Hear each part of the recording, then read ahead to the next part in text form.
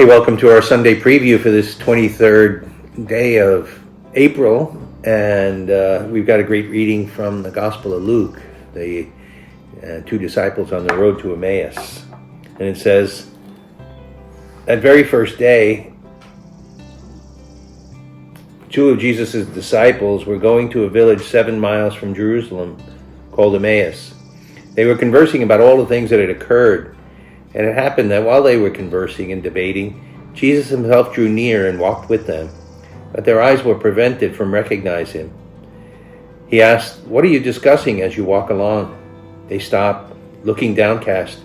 One of them, named Cleopas, said to him in reply, "Are you the only visitor to Jerusalem who does not know of the things that have taken place these days?" And he replied, "What sort of things?" They said, "The things that happened to Jesus, the Nazarene, who was a prophet, mighty in deed and word, before God and all the people, and how our chief priests and rulers handed him over to a sentence of death and crucified him. But we were hoping that he would be the one to redeem Israel. And besides all this, it is now the 3rd day since this took place." Some women from our group, however, astounded us. They were at the tomb early in the morning and did not find his body. They came back and reported that they had seen a vision of angels who announced that he was alive. And some of us went to the tomb and found things just as the women had described, but him they did not see. And he said, "Oh, how foolish you are, how slow of heart to believe all the prophets spoke. Was it not necessary that the Christ should suffer these things and enter into his glory?" Then beginning with Moses and all the prophets, he interpreted to them what referred to him in all the scriptures. As they approached the village to which they were going, he gave the impression that he was going on farther. But they urged him, "Stay with us, for it is nearly evening, and the day is almost over." So he went in to stay with them. And it happened that while he was with them at table, he took the bread and said the blessing, broke it, and gave it to them. And with that their eyes were opened, and they recognized him. But he vanished from their sight.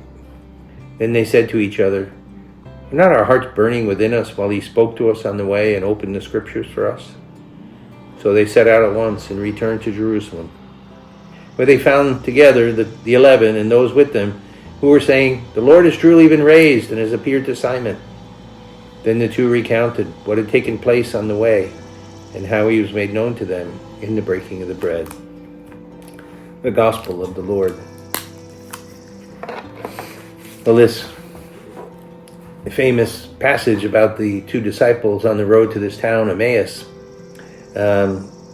takes place on Easter Sunday morning. And as we know from the other Gospels, the apostles were hiding out in the upper room for fear of being arrested.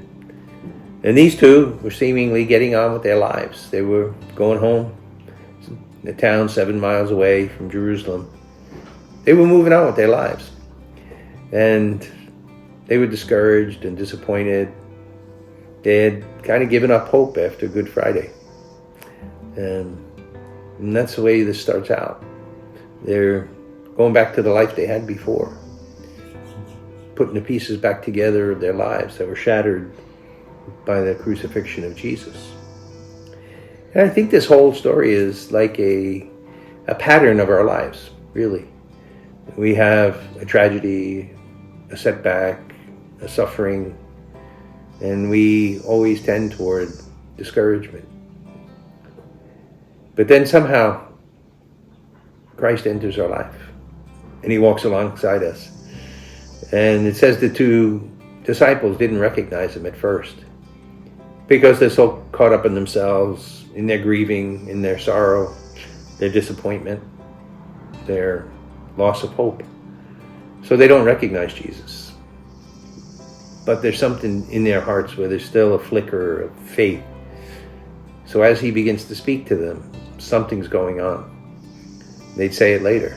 Were not our hearts burning as he spoke and interpreted the scriptures for us? And I think that's key for all of us. We can't avoid the sufferings and the setbacks that we have. But we need to always be listening to that voice of Jesus to interpret what's going on in our lives and who he is. He'll explain that to us, but only if we're listening. Only if we've got the openness like those two disciples, that amidst their worry and their anxiety and their sorrow, they're still open to the truth. It's when we shut down that truth that we're really lost and we wander. Another thing happens on that road, that it says as they get to the village, it's starting to get dark. And he makes like he's going on.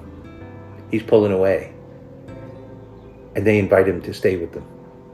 And that's crucial for us. It's really critical that we invite Christ in.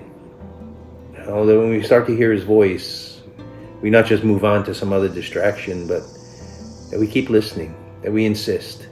They said to him, "Come, stay with us. The night is dark. We're far from home. Come and stay." We have to invite Christ into our life as well. And that's when the great miracle happens. He takes the bread and blesses it, and suddenly they recognize him. That's the Eucharist. Right? Ultimately, Christ is going to lead us to the Eucharist and reveal himself to us. And the last part is where they go back to proclaim that they've encountered the Lord, that they've had an experience of Jesus. They've got to go out and tell others. So they're not afraid of the dark anymore. They go out into the dark and they go back the 7 miles to Jerusalem because they have to tell somebody. They have to share that experience of faith with the others. And that's what we have to do too. Once we've heard Jesus, once we've encountered him, once we've come to know him, we've got to go speak about that experience as well. How about you?